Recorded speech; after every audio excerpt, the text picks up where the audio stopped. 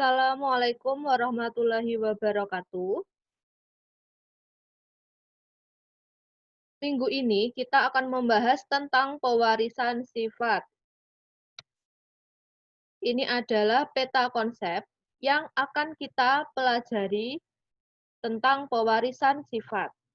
Silakan dibaca.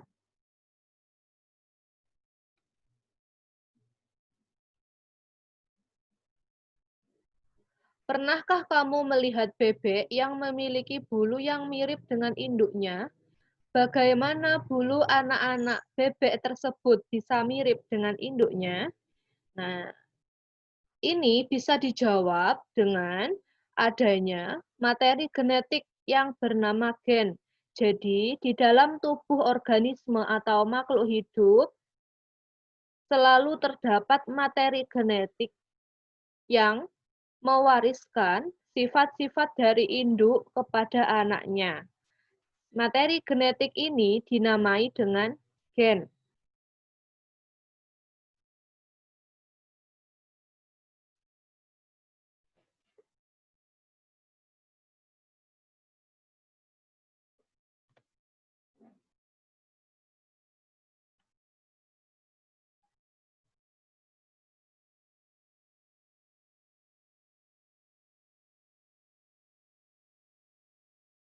Ini dinamai dengan gen ini.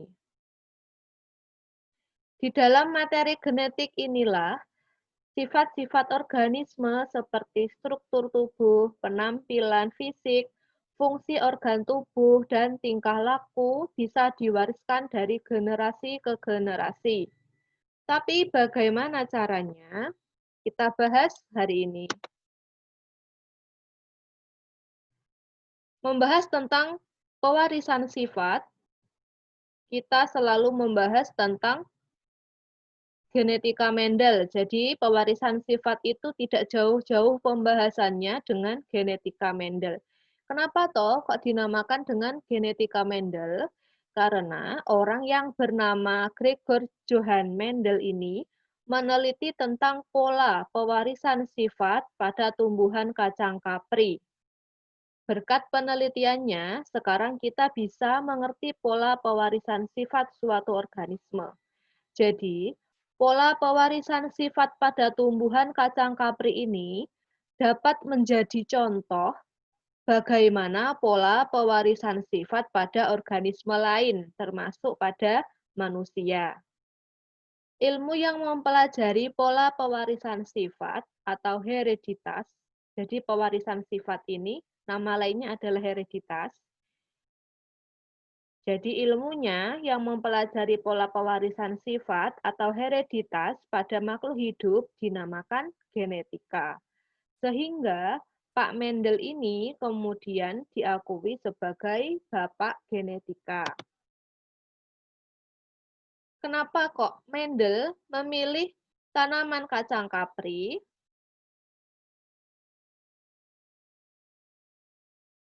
Mendel memilih tanaman kacang kapri atau Opisum sativum sebagai objek penelitiannya karena tanaman ini memiliki beberapa kelebihan, di antaranya menghasilkan banyak keturunan, daur hidupnya pendek, mudah melakukan penyerbukan, dan mempunyai sifat-sifat beda yang mencolok. Maksudnya mempunyai sifat-sifat beda yang mencolok itu, satu tumbuhan punya bunga merah, satu tumbuhan punya bunga putih. Yang satu tumbuhan selain bunganya merah, daunnya lebar. Yang satunya daunnya agak kecil, dan sebagainya. Itu maksudnya. Jadi, sifat dari tanaman kacang kapri ini sangat mudah diamati perbedaannya.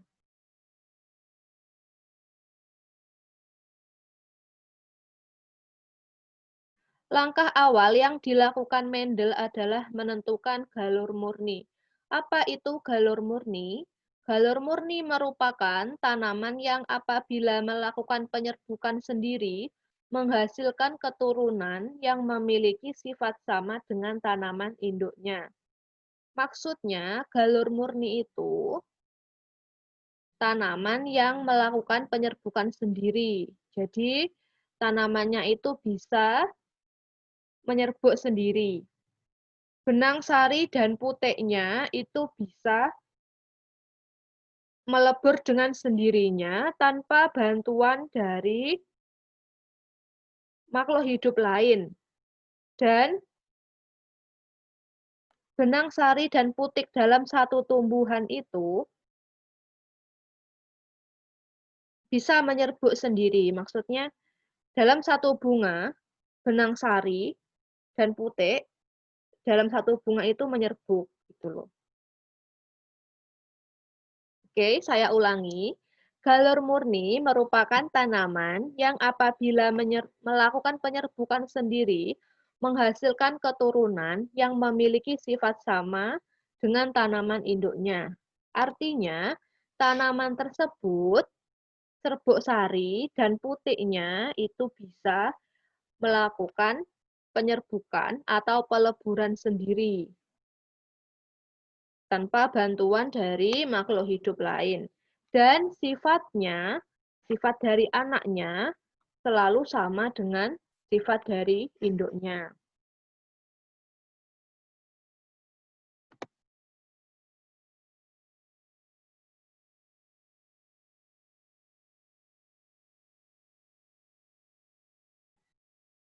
Setiap gen yang mengendalikan sifat tertentu mempunyai posisi atau tempat tertentu pada kromosom. Kromosom ini adalah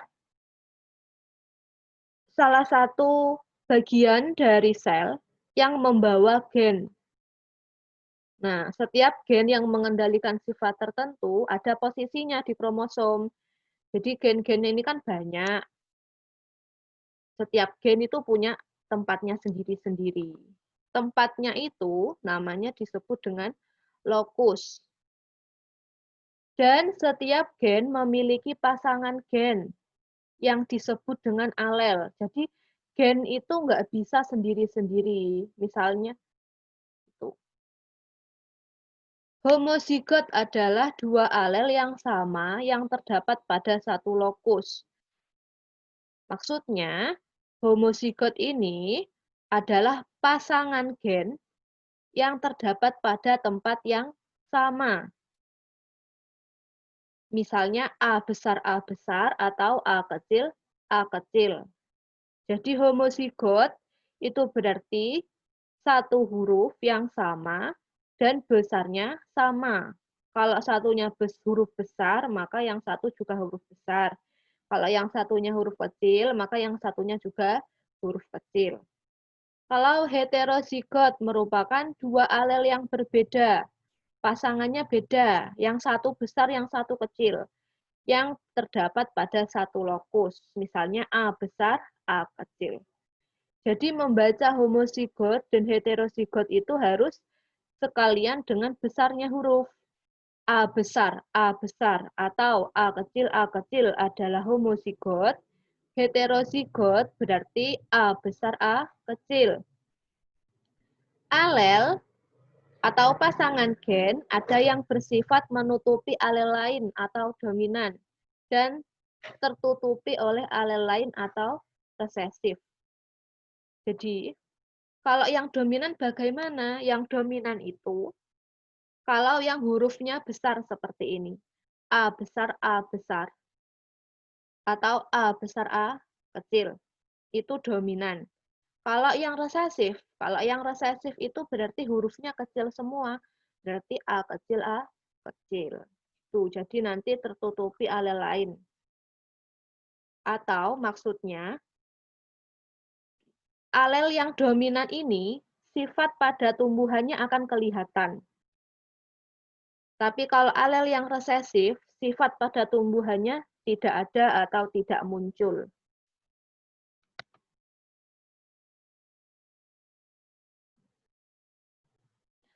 Fenotip adalah sifat penampilan fisik yang dapat diamati, misalnya warna bunga, bentuk biji, atau tinggi tanaman.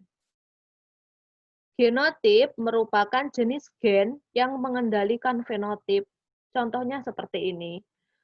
Jika fenotip bijinya bulat dominan atau dominan bulat, terdapat dua jenis genotip, yaitu R besar untuk yang homozigot dan R besar R kecil untuk yang heterozigot. Sedangkan untuk fenotip bentuk biji keriput dikendalikan oleh genotip R kecil atau homozigot. Jadi saya ulangi, untuk bentuk bijinya dominan bulat, yang artinya nanti yang kelihatan di tumbuhan, yang muncul sifatnya di tumbuhan itu adalah bulat, berarti ada dua genotipnya, yaitu R besar, yang ini homozigot, dan R besar R kecil, yang ini heterozigot, karena beda ukuran hurufnya. Sedangkan untuk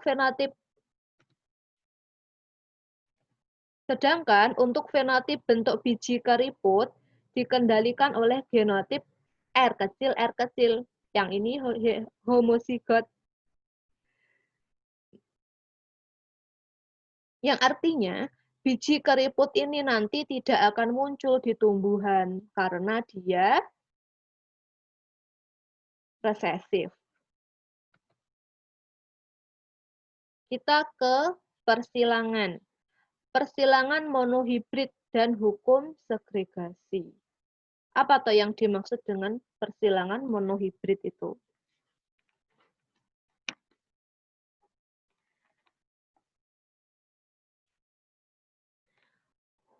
Persilangan monohibrid itu maksudnya adalah persilangan dengan satu sifat beda saja. Misalnya, bentuk biji bulat dengan bentuk biji keriput, atau rambut lurus dengan rambut keriting. Itu. Apa yang dimaksud dengan hibrid? Hibrid adalah hasil persilangan antara dua individu sejenis yang mempunyai sifat berlainan.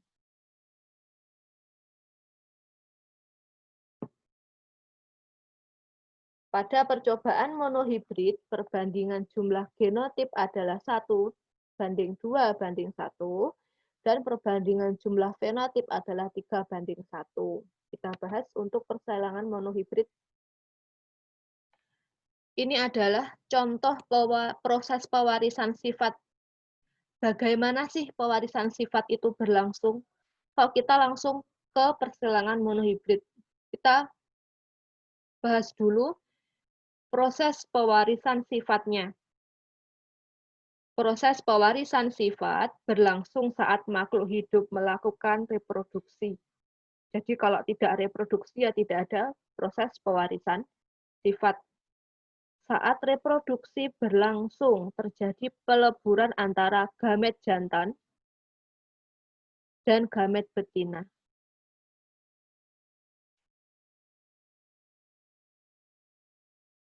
Gamet itu berarti sel telur, sel kelamin maksudnya. Jadi, saat reproduksi terjadi peleburan antara sel kelamin jantan dan sel kelamin betina. Gamet jantan dihasilkan oleh induk jantan, yang berarti bapaknya. Gamet betina dihasilkan oleh induk betina, yang berarti ibunya. Proses pewarisan sifat dapat dilihat dalam skema seperti ini. Yuk kita baca keterangan-keterangannya dulu. P itu berarti parental, induknya. Induk atau orang tua pertama dari suatu perkawinan atau persilangan. Kalau itu P1 berarti itu induk pertama. Kalau P2 itu berarti induk kedua yang dihasilkan oleh persilangan antara P1. F atau filial berarti keturunan hasil persilangan. Kalau F1 berarti keturunan pertama dari P1. Kalau F2 berarti keturunan kedua dari P2. F1 simbol keturunan pertama. Kalau simbolnya seperti anak panah begini, ini berarti untuk kelamin jantan atau gamet jantan. Kalau simbolnya plus seperti ini, berarti ini simbolnya untuk kelamin betina. P1, induk betina disilangkan dengan induk jantan. Membacanya kita mudahnya induk betina X, induk jantan. Kemudian gamet yang dibentuk ada N dan N. Ovum N, sperma N, zigotnya menjadi 2N. Kenapa 2N? N1 ditambah N1, berarti ada 2N. Akhirnya, filialnya atau keturunannya dinamakan individu baru. Contohnya begini, proses penurunan sifat dari perkawinan antara pria berambut tebal, homozigot dominan W besar, dengan wanita berambut tipis, homozigot resesif W kecil, dan W besar bersifat dominan terhadap W kecil sebagai berikut. P1 berarti parental satunya, untuk yang laki-laki W besar. Kemudian untuk yang perempuan W kecil. Ditulisnya W besar, disilangkan dengan W kecil. Menghasilkan gamet W besar, karena ini kan hanya ada satu jenis gamet, yaitu gamet homozigot. Jadi kalau W besar ya udah ditulisnya satu kali W besar saja. Dan W kecil, berarti W kecilnya ditulis satu kali saja. Nah, ini menghasilkan keturunan pertama atau filial yang pertama atau F1-nya W besar dan W kecil.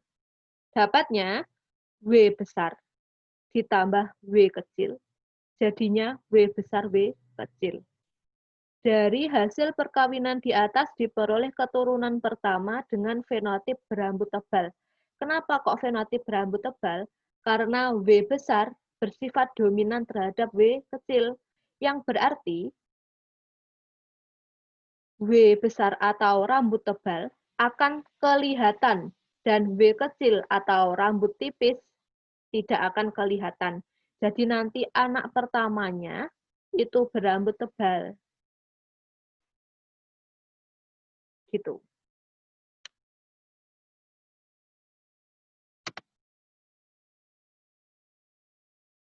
Dari perkawinan tersebut tampak bahwa W besar dan W kecil merupakan contoh individu bergenotip homozigot.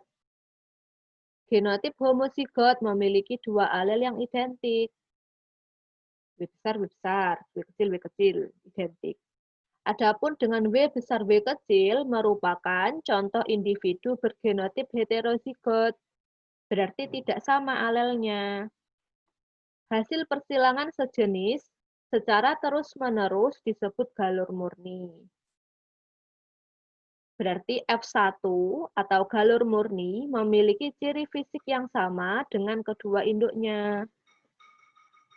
Galur murni memiliki genotip yang homozigot, berarti W besar, atau W kecil.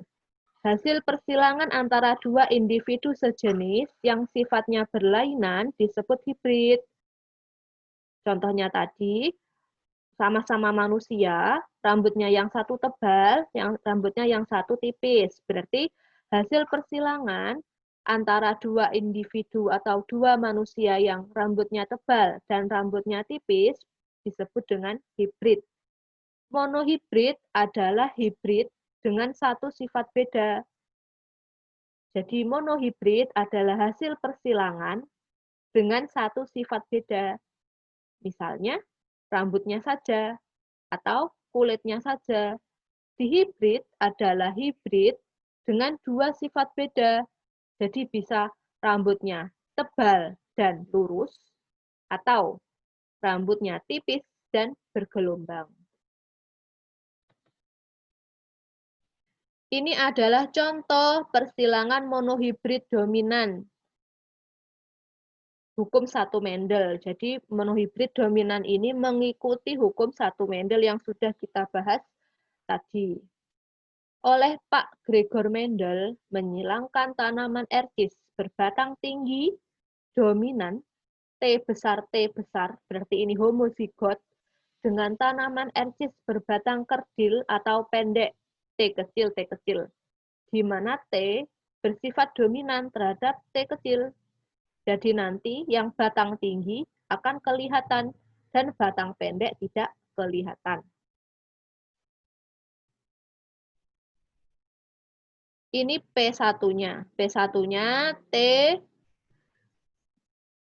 besar disilangkan dengan T kecil. Ini maksudnya genotip homozigot. Jadi T besar, dan T kecil ini genotipnya homozigot. T besar itu tinggi, kalau T kecil itu pendek. Ini fenotipnya berarti. Kalau yang sifat, kelihatan sifatnya itu berarti fenotip kan. Kalau yang cuma huruf, itu namanya genotip. Gametnya T besar dan T kecil. Jadi, keturunan pertamanya atau F1-nya yaitu T besar, T kecil. Genotipnya heterozigot. Kenapa? Karena didapat dari pasangan antara T besar dan T kecil. Kemudian fenotipnya itu tinggi. Kenapa? Karena T besar dominan terhadap T kecil. Jadi sifatnya T besar tinggi itu kelihatan dan sifat pendek tidak kelihatan. Kemudian ini adalah persilangan antara tanaman ercis batang tinggi yang heterozigot disilangkan dengan sesamanya. Artinya heterozigot tinggi juga. Jadi maksudnya keturunan F1 ini, keturunan pertama ini kemudian disilangkan dengan sesamanya. Disilangkan dengan sama-sama heterozigot tinggi. Jadilah mereka gametnya yaitu ada dua. Kenapa ada dua? Karena besarnya huruf tidak sama. T besar dan T kecil. Ini juga T besar dan T kecil. Kemudian untuk mengetahui keturunannya atau F2-nya, kita menggunakan kotak Punnett. Yang di sini, ini berarti induk jantan, yang di sini berarti induk betina. Induk jantan tadi itu genotipnya ada dua, yaitu T besar dan T kecil. Ditulis satu-satu, satu huruf, satu kolom. Satu huruf, satu T besar, satu huruf T kecil. Begitu juga dengan induk yang betina. T besar dan T kecil. Ditulis satu huruf, satu kolom. Kemudian hasilnya kita tulis di sini. T besar dan T besar digabung menjadi T besar, T besar. T besar dan T kecil digabung menjadi T besar dan T kecil. Sekarang sebelah sini. T besar dan T kecil digabung menjadi T besar dan T kecil. T kecil dan T kecil digabungkan menjadi T kecil atau pendek. Dari tabel ini kemudian bisa diketahui perbandingan antara genotip pada F2 adalah T besar banding T besar T kecil banding T kecil adalah T besarnya 1, T besar T kecilnya 2, T kecilnya 1, berarti perbandingannya 1 banding 2 banding 1. Kemudian perbandingan fenotip pada F2, berarti ini perbandingan sifat yang muncul pada tumbuhan itu. Berarti Ada 2 kan sifatnya cuma yang muncul, satunya batang tinggi, satunya batang pendek. Berarti yang tinggi ini berapa, yang pendek berapa. Kalau kita lihat di tabel, yang tinggi ada 3, yang pendek ada 1. Sudah. Untuk pembahasan tentang persilangan monohibrid sampai di sini. Ini masih yang persilangan monohibrid dominan. Ada 2 jenis persilangan monohibrid. Yang pertama dominan, yang kedua adalah intermediate.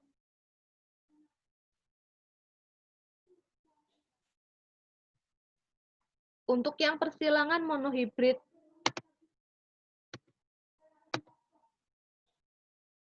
dominan, kita bahas sampai sini saja. Untuk video selanjutnya akan saya rekam persilangan monohibrid intermediate. Silakan dipelajari dulu dan dicatat di buku catatan supaya kalian masih tetap ingat pelajaran ini.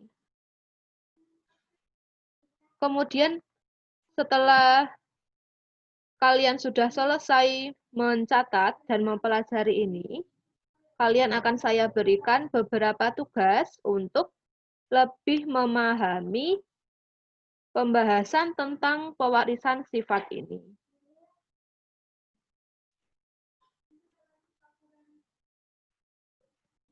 Saya akhiri.